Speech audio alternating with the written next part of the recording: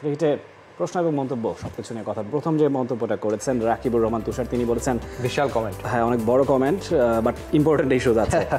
আপনার কি আমার সঙ্গে একমত যে তামিমের সাথে একমত কিনা বিপিএল এর দল বাড়ানোর বদলে কমালে কেমন হবে? দেশি খেলোয়াড় কি আজও দলগুলোতে সুযোগ পাবে কিনা বলছেন মনে হয়, নাকি এমন করা উচিত 8টি দল করে প্রত্যেক বিদেশি ও দেশি আইকন খেলোয়াড়দের আর্থিক সহযোগিতা করা? কোনটি ভালো হবে? আমার মতে বিসিবি আইপিএল বা পিএসএল দেখে কিছু শেখা উচিত, না হয় এর থেকে ভালো আরও কিছু করা দরকার। আশা করি ভবিষ্যতে ভালো কিছু দেখতে পাবো। বিপিএল থাকবে বিশ্বের 1 নম্বর টুর্নামেন্ট, ফ্যান হিসেবে তিনি সেটা চাইছেন।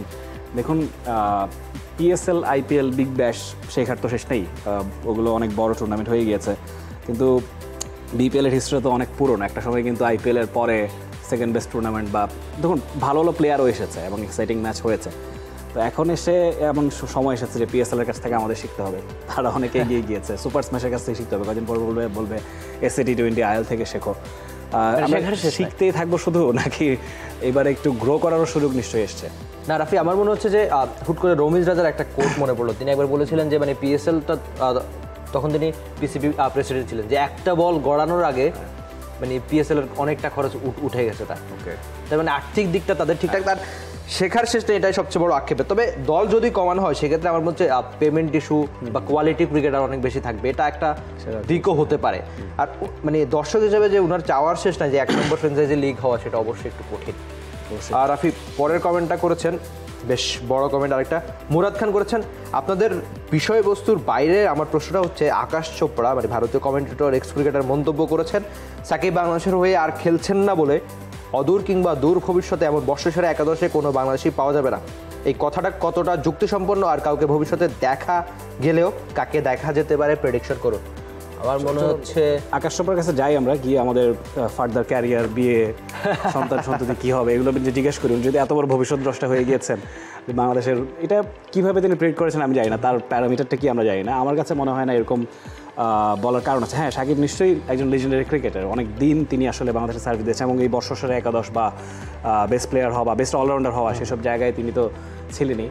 কিন্তু ভবিষ্যতে কেউ আসবে কি না আসবে সেটা এখনই বলার সময় আসেনি। আমাদের ইয়াং বাঞ্চ যারা আছেন তাদের মধ্যে অনেকেরই ক্যালিবারটা আছে এবং আমার কাছে মনে হয় যে লং রানে তারা সার্ভিসটা দিলে আইসিসি বর্ষসেরা একাদশে জায়গা পাওয়াটা খুব ডিফিকাল্ট কিছু হবে না। তবে আমার মনে হচ্ছে যে আকাশ চোপড়া মানে অনেক বছর, প্রায় লাস্ট 10-12 বছর ধরে সাকিব টানা এই ধরনের একাদশে বা অনেক ভালো প্লেয়ার হওয়া বা র্যাঙ্কিংয়ে থাকা, তো উনি হয়তো সেটাকে ইঙ্গিত করেছেন, যেহেতু খোলাসা করেনি, তো অনেকদিন দেখতে দেখতে একটা অভ্যাস রয়ে যায়, সেটা হতে পারে। আর আরেকটা কমেন্ট করেছেন যে কারা থাকতে পারে, আমার মনে হচ্ছে লিটন, ফিজ, নাহিদ রানা সহ অনেকে থাকতে পারে, যে কোনো ফরম্যাটেই থাকতে পারে তারা। অবশ্যই পরের কমেন্টে যাব। হাসান ভুইয়া বলছেন, মিথুন কি সবসময় আড়ালেই ভালো খেলে যায়? এবারে সবচেয়ে আন্ডাররেটেড ক্যাপ্টেন। হ্যাঁ, কিছুটা আন্ডাররেটেড বডি, কিন্তু চিটাগাং কিংসকে তারা কোয়ালিফাই করিয়েছে, মিথুন সেখানে ভালো রোল প্লে করেছেন। আন্ডাররেটেড কিনা আপনি বলুন, আন্ডাররেটেড কিনা মিথুন, কি মনে হয়? না, আমার মনে হচ্ছে যে মিথুন ভালো ক্যাপ্টেন, ভালো ক্রিকেটার, তার চেয়ে বেশি ভালো মানুষ, যেটা আদৌ সবচেয়ে ইম্পর্টেন্ট। আপনি যদি কখনো তার সঙ্গে কথা বলেন, আমার সাথে কথা বলতে মানে খুবই ডিসেন্ট মানুষ, খুবই মানে সবকিছু আপনাকে হেসে জবাব দিয়ে, তার কোনো অভিযোগ আমি অন্তত কখনো করতে দেখি না। সবচেয়ে বেশি ট্রল হওয়া বা মানে অন্য অনেকের চেয়ে কম সুযোগ পাওয়া, অনেক কিছুই তাকে নিয়ে আলোচনা হতে পারে, তবে আন্ডাররেটেড তো বটেই আমার মতে।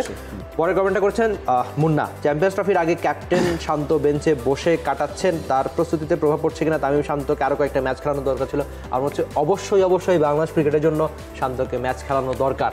হ্যাঁ ঠিক আছে, নিশ্চয়ই ক্যাপ্টেন চ্যাম্পিয়ন্স ট্রফির আগে ম্যাচ খেলতে পারছেন, এর চেয়ে বড় আক্ষেপের কি হতে পারে? এখানে শান্তর দায় আছে কিনা, তিনিও তো আসলে নিজের যোগ্যতা অনুযায়ী পারফরমেন্সটা করতে পারেননি এভাবে করে, একেবারে ম্যাচ ঘুরিয়ে দেওয়া পারফরমেন্স ফরচুন বরিশাল পায়নি, এবং ফরচুন বরিশাল তাকে ছাড়াও ভালো খেলছে, কিপিংও করতে হয়েছে, সেটা একটা প্রেশার। কিন্তু যাই হোক, দেখা যাক। আসলে আমার মনে হয় ফ্র্যাঞ্চাইজিগুলো নিজেদের। লাস্ট কমেন্টটা শাহিন শাহ বলছেন, start, bench, sell, Boult, Starc, Shaheen Shah ফ্রিদি।